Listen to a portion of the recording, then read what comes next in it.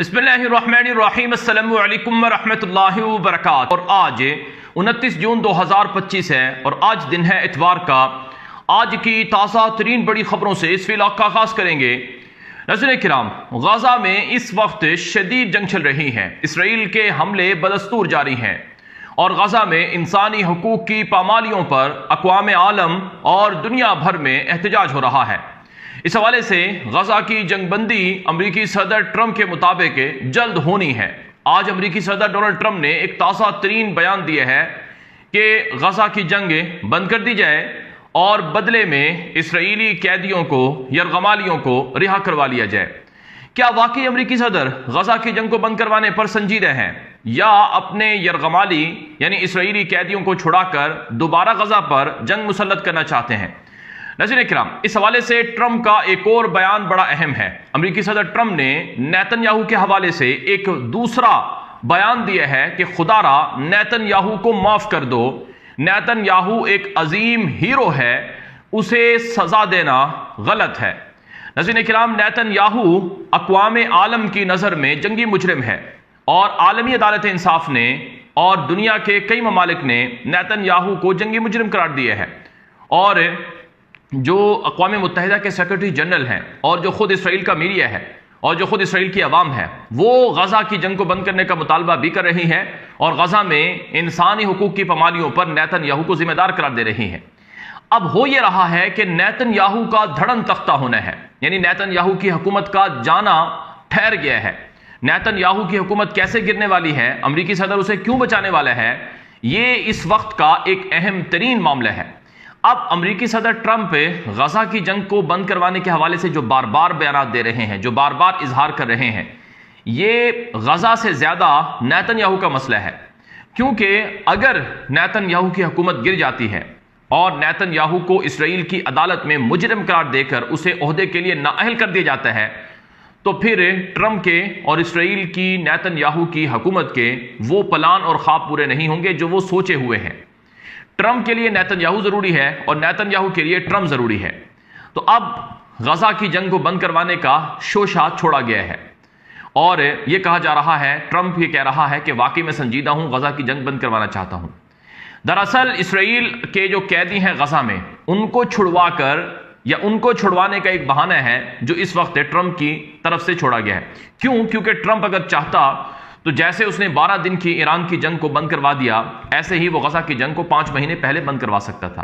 क्योंकि गाज़ा की जंग में कोई रॉकेट साइंस नहीं है कि वो बंद नहीं हो सकती है और इसमें कोई बड़ी खतरनाक किस्म की शराइत है जो इसराइल ने मानी है। इसराइल के लिए तो कोई भी शर्त ऐसी नहीं है जो इसराइल के लिए काबिल कबूल ना हो। मसलन इसराइल के लिए शर्त यह है कि वो गाज़ा की जंग को बंद करके फौजें निकाल ले, ये सबसे बड़ी शर्त है।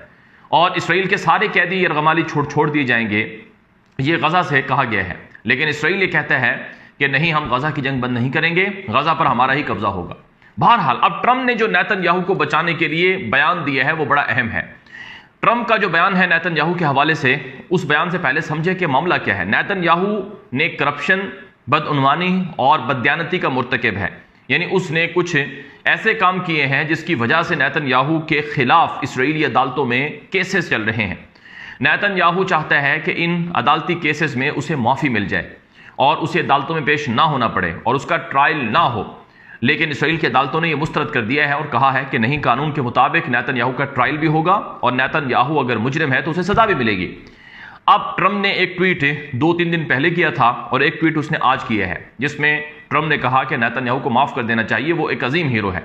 मैं ट्रंप के ट्वीट का या उसके बयान का मुकम्मल जो तर्जुमा है वो आपके सामने रखूंगा ताकि आपको समझ में आए कि असल मामला है क्या और क्यों ट्रंप जो है वो नेतन्याहू के लिए बेताब है। ये बहुत अफसोसनाक है जो इसराइल में बिन्यामीन नेतन्याहू के साथ किया जा रहा है।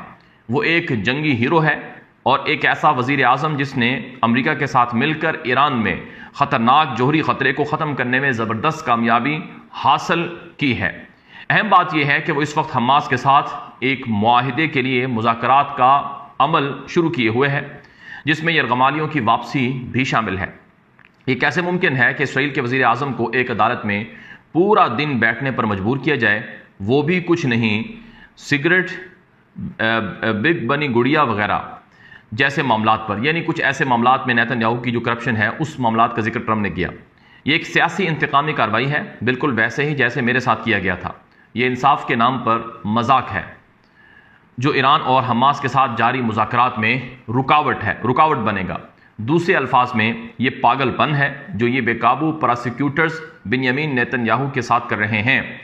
امریکہ ہر سال اربوں ڈالر خرچ کرتا ہے اسرائیل کی حفاظت اور حمایت کے لیے۔ کسی اور ملک سے کہیں زیادہ ہم اس کو برداشت نہیں کریں گے۔ ہم نے حال ہی میں وزیر اعظم نیتن یاہو کی قیادت میں ایک زبردست فتح حاصل کی ہے اور یہ کارروائی ہماری فتح کو دھندلا رہی ہے۔ نیتن یاہو کو چھوڑ دو، اس کے پاس بڑا کام ہے کرنے کو۔ یہ ہے امریکی صدر ٹرمپ کے بیان کا، ٹویٹ کا ترجمہ جو میں نے آپ کے سامنے رکھا ہے۔ ٹرمپ نیتن یاہو کو ہیرو قرار دے رہا ہے، وہ نیتن یاہو جس نے غزہ کے اندر 17,000 بچوں کو نشانہ بنایا ہے، یعنی اس کے حکم پر وہ نشانہ بنایا گیا ہے۔ وہ نیتن یاہو جس کے حکم پر غزہ میں جو غزہ کی سرکاری حکومت یا داد و شمار ہیں ان کے مطابق 58,000 لوگ مرے ہیں، جبکہ ہیریٹیج نے جو اسرائیلی اخبار ہے اس نے کہا کہ 1,00,000 لوگ مرے ہیں۔ اب ٹرمپ جو ہے ایسے شخص کو ہیرو قرار دے رہا ہے، اور پھر امریکی میڈیا اور عرب میڈیا خبریں چلاتا تھا کہ نیتن یاہو اور ٹرمپ کے بیچ اختلافات ہیں۔ کیا یہ اختلافات ہیں؟ ٹرمپ تو نیتن یاہو کے آگے بچھے جا رہا ہے اور اس کی ہر بات مانے جا رہا ہے، اور اب ٹرمپ اسرائیل کی عدالتوں پر بھی اثر انداز ہونے کی کوشش کر رہا ہے کہ اسرائیل کی عدالتیں نیتن یاہو کو سزا نہ دیں۔ وہ نیتن یاہو جس نے پیسے حاصل کیے، وہاں کے لوگ یہ کہتے ہیں، وہاں کی جو قانون ہے وہ یہ کہتا ہے، اور وہاں کے جو سیاستدان ہیں وہ یہ کہتے ہیں کہ نیتن یاہو مجرم ہے۔ تو اب ٹرمپ کو نیتن یاہو بچا رہا ہے، اسی لیے غزہ کی جنگ بندی کا ایک ڈھنڈورا یا شوشہ جو ہے وہ چھوڑا گیا ہے۔ اگر نیتن یاہو کو غزہ کی جنگ میں اتنے ہی مذاکرات کرنے میں مصروف تھا تو اتنے دن وہ کہاں تھا؟ یہ تو کوئی بڑی بات نہیں ہے، غزہ کی جنگ تو فوراً بند ہو سکتی ہے، اور اس کے لیے تو کوئی الگ سے معاملات کرنے، کیونکہ 18 مارچ کو جب نیتن یاہو نے غزہ کی دوبارہ جنگ بندی ختم کر کے شروع کی تھی تو اس سے پہلے ڈیل ہو چکی تھی، فیز 2 کرنا تھا، یعنی فیز 2 کے حوالے سے بات چیت ہونی تھی۔ تو ہدف کیا ہے؟ ہدف یہ ہے کہ وقت گین کیا جائے، ہدف یہ ہے کہ نیتن یاہو کو اس وقت بچا لیا جائے، کیونکہ نیتن یاہو کے خلاف جو اسرائیلی عدالتوں میں نااہلی کی تلوار ہے وہ لٹک رہی ہے، اور نیتن یاہو کا دھڑن تختہ ہونا ہے جس کو ٹرمپ نہیں چاہتا ہے۔ اور ٹرمپ نے دھمکی دی ہے اسرائیل کو کہ اگر تم نے نیتن یاہو کو نہیں چھوڑا تو امریکہ اسرائیل کو دیا جانے والا اسلحہ، اور امریکہ اسرائیل کی جو مدد کرتا ہے اسلحے کے ذریعے سے اور باقی ہتھیاروں کے ذریعے سے، امریکہ وہ مدد بند کر دے گا۔ تو اس سے آپ نیتن یاہو اور ٹرمپ کا جو گٹھ جوڑ ہے وہ سمجھ سکتے ہیں۔ لیکن ناظرین کرام، جو شخص ظلم کرتا ہے اس کو ظلم کی سزا ملتی ہے، جو کرپشن کرتا ہے، بدعنوانی کرتا ہے، اس کو اس کی سزا ملتی ہے، اور نیتن یاہو کے ساتھ یہی ہو رہا ہے۔ اب کل رات اسرائیل کی سڑکوں پر عوام کا ٹھاٹھے مارتا ہوا سمندر نکلا ہے۔ آپ یہ ویڈیو دیکھیں، یہ اسرائیل کا دارالحکومت تل ابیب ہے، جہاں پر ہزاروں لوگ سڑکوں پر نکلے اور انہوں نے کہا کہ نیتن یاہو استعفیٰ دو، گھر جاؤ، غزہ کی جنگ بند کرو، تمہارے جھوٹ سن سن کر ہمارے کان پک گئے ہیں، ہماری زندگیاں خراب ہو گئی ہیں۔ یہ اسرائیل کی عوام نے سڑکوں پر نکل کر احتجاج کیا ہے اور غزہ کی جنگ کو بند کر کے اسرائیلی ہوسٹیجز کو، یرغمالیوں کو رہا کرنے کا مطالبہ کیا ہے۔ اب نیتن یاہو اور ٹرمپ جو ہیں وہ غزہ کے حوالے سے، مشرق وسطیٰ کے حوالے سے اپنا ایک پلان رکھتے ہیں۔ ٹرمپ کا پلان ہے کہ اسرائیل بہت چھوٹا ہے، اسے بڑا کرنا ہے، اس کا رقبہ وسیع کرنا ہے، اور اس کے لیے وہ نام نہاد ابراہیمی معاہدہ یا ابراہیم اکارڈ کا سہارا لیتے ہیں کہ ہم مزید عرب ملکوں کو کہیں گے کہ تم اسرائیل کو تسلیم کر لو، یعنی سعودی عرب کو، سیریا کو، لبنان کو، اور اسی طرح سے کویت کو، اور اس کے علاوہ سلطنت عمان کو، اور جو انڈونیشیا ہے اس کو، اور باقی ملکوں کو، یہاں تک کہ پاکستان کا نام بھی ہے کہ وہ بھی اسرائیل کو تسلیم کرے۔ تو ہدف کیا ہے کہ نیتن یاہو کو بچایا جائے۔ نیتن یاہو یہ کہتا ہے کہ اب مشرق وسطیٰ ہماری ماتحتی میں ہوگا، ہم مشرق وسطیٰ کے اصل پلیئر ہیں، ہم اصل کھلاڑی ہیں، جو ہماری بات مانے گا ٹھیک ہے، ورنہ ہم اسے نہیں چلنے دیں گے۔ تو بہرحال اب اسرائیل کے اندر بھی احتجاج ہو رہا ہے، دنیا بھر میں احتجاج ہو رہا ہے۔ اگر میں بات کروں برطانیہ سے، ایک بڑی خبر ہے برطانیہ سے۔ برطانیہ کے اندر ایک بڑا میوزیکل فیسٹیول ہوا ہے، یعنی وہاں ایک موسیقی کا فیسٹیول تھا، لیکن وہ موسیقی کا جو فیسٹیول تھا وہ محض موسیقی کا فیسٹیول نہیں تھا یا ایونٹ نہیں تھا، اس میں فلسطین کے ساتھ اظہار یکجہتی کے لیے ایسا کام ہوا ہے جو اس سے پہلے کبھی نہیں ہوا۔ بی بی سی جو برطانیہ کا نشریاتی ادارہ ہے، اس بی بی سی پر باقاعدہ وہ مناظر نشر ہوئے ہیں جو اس سے پہلے کبھی نشر نہیں ہوئے تھے۔ Death to I D F, یعنی مردہ آباد اسرائیلی فوج، یہ نعرہ امریکہ برطانیہ کے اندر ایک میوزیکل فیسٹیول میں لگا، اور وہ فیسٹیول برطانیہ کے نشریاتی ادارے بی بی سی نے لائیو نشر کیا۔ اب اس پر اگرچہ کوئی قانونی کارروائیاں کرنے کی بھی دھمکیاں مل رہی ہیں وہاں اس ایونٹ کو آرگنائز کرنے والوں کو، لیکن بتایا جاتا ہے کہ وہاں کا جو ایک بڑا مشہور سنگر تھا، ایک بڑا مشہور جو اداکار تھا، اس نے اس موقع پر کہا کہ فلسطین کو تم آزاد کرو، اور اس نے کہا کہ اسرائیلی فوج اور اسرائیلی حکومت جو غزہ میں بچوں کے ساتھ، انسانی حقوق کے ساتھ جو کچھ کر رہی ہے، ہم نے یہ سب اس وجہ سے کیے ہیں۔ تو پھر یہ صرف برطانیہ نہیں ہے، کل اسپین میں احتجاج ہوا ہے، اور یورپ کے کئی دیگر ملکوں میں برلن میں احتجاج ہوا ہے، اور فرانس میں احتجاج ہوا ہے۔ پوری دنیا میں ہر ویکنڈ پر کہیں نہ کہیں کوئی احتجاج ہوتا ہے، اور وہ غزہ کی جنگ کو بند کرنے کا مطالبہ کرتے ہیں، انسانی حقوق کی پامالیاں جو غزہ میں ہو رہی ہیں ان کو ختم کرنے کا مطالبہ کرتی ہیں۔ اقوام متحدہ کا سیکرٹری جنرل کہہ چکا ہے کہ غزہ کی جنگ کو بند کیا جائے، لیکن اسرائیل یہ کہتا ہے کہ ہم غزہ کی جنگ جاری رکھیں گے۔ اب اسرائیل کے اندر سے ایک بڑی تہلکہ خیز اور ایک بڑی خطرناک خبر جاری ہوئی ہے، میں خبر وہ آپ کے سامنے پڑھ کر رکھوں گا کہ اسرائیلی فوج جو غزہ میں لڑ رہی ہے ان کے پاس اسلحہ ختم ہو گیا ہے، اور اسلحہ کی کمی کی وجہ سے اسرائیلی فوجیوں کو مسائل کا سامنا کرنا پڑ رہا ہے۔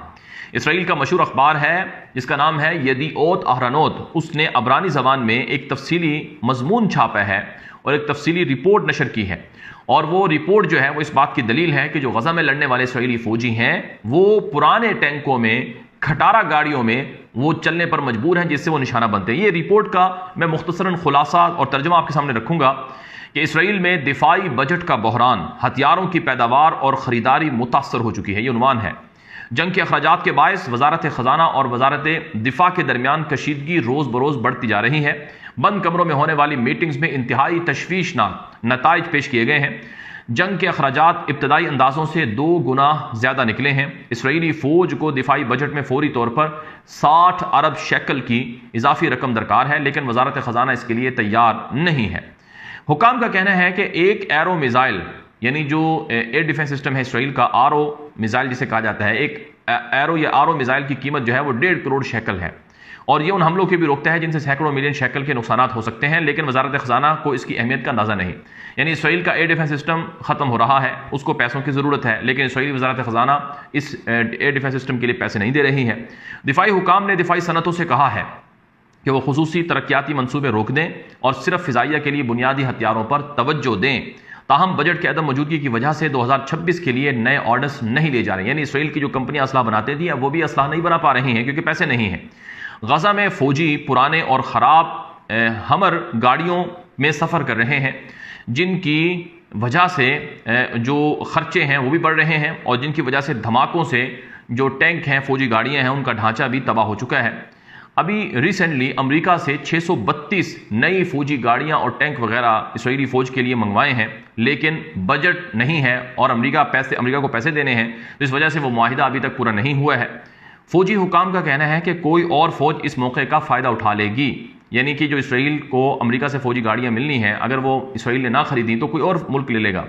دوسری طرف اسرائیلی وزارت خزانہ کا یہ دعویٰ ہے کہ فوج نے بجٹ سے ہٹ کر بڑے پیمانے پر خرچے کیے ہیں، اخراجات کیے ہیں، خاص طور پر ریزرو فوجیوں کے لیے صرف ان کی تنخواہیں ہر ماہ 1.2 ارب شیکل، یعنی 1.25 ارب شیکل کے قریب جو تنخواہیں ہیں وہ غزہ میں لڑنے والے اسرائیلی فوجیوں کو دی جا رہی ہیں۔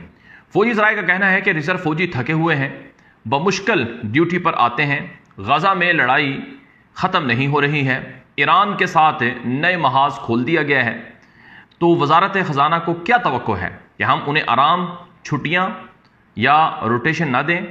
جنگ صرف 1 ماہ پہلے شروع نہیں ہوئی اور ہمیں شدید کمی کا سامنا ہے، یعنی اسرائیل کی وزارت خزانہ اور اسرائیل کی وزارت دفاع میں یہ لڑائی چل رہی ہے، جسے اسرائیل کے مشہور اخبار یدیعوت اہرانوت نے چھاپا ہے۔